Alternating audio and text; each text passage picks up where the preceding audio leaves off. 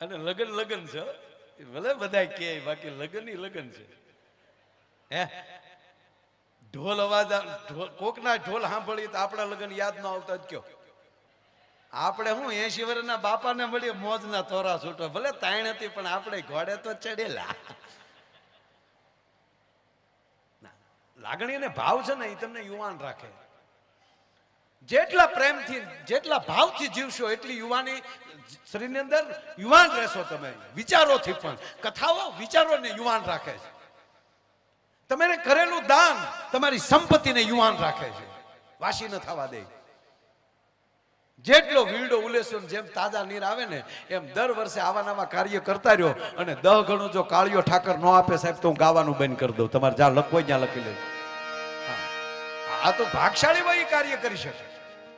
તમે કલ્પના તો કરો કે અહીંયા કેટલા આશ્રમો કેટલું માણ આવે કાંઈક તો છે ને ભાઈ